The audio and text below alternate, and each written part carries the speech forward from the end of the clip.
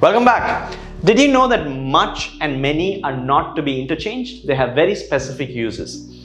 In today's video, we're going to talk about that and a little bit more. Hi, I'm Ajay from Capshine. Capshine is a revolutionary learner together English fluency program. With Capshine, learning English is easy, quick, fun, affordable, and effective, and we promise a whole new you in 6 months or less. So, what is the use of much? Let's look at that first. Much is used to talk about a good amount of something.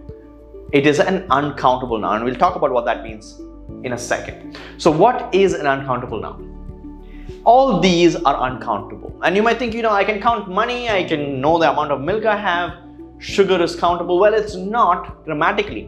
Why? Because I will not be able to put a number in front of it and pluralize it. Can I have 7 money? No. I can have 7 wads of cash.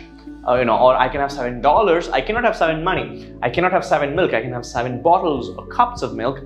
Milk itself is not countable. Same with sugar and time. I cannot have 7 sugar. I can have 7 cubes of sugar or 7 spoons of sugar.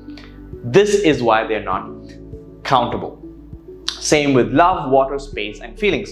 You cannot have a quantifiable amount of these. These are slightly more abstract. These are uncountable. So to refer to something or to talk about how much or the quantity of such uncountable things, you would use much. For example, much of our food is spicy. Food, remember, is uncountable. And the easiest way to find that out, whether something is countable or not, whether a noun is countable or not, is put a number in front of it. Can I have 7 food? No, I cannot. How much sugar do you need in your coffee? Right? So the answer would be 7 teaspoons. No, that's a lot, but 1.5 spoons of sugar. You will have to answer in that quantifiable amount. I don't have much space in my room. All these are examples of how much can be used to talk about these uncountable nouns to quantify them. Great. Before we go forward, I want to quickly talk to you about Capshine's learning model. With this, you get speaking opportunities, you get to learn and practice as a group, you get a personalized coach, live lessons, and learning opportunities through daily micro lessons. These will help you become a more confident and capable user of the language. Do check it out. Let's move on to many. Many is used again to talk about quantity of something.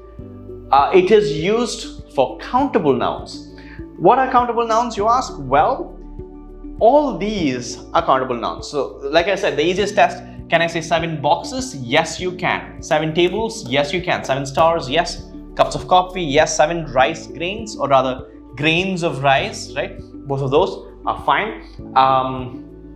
7 houses? Absolutely. 7 bars of chocolate? Absolutely. These are all quantifiable, so I can put a number and pluralize it and it makes sense. These are countable nouns.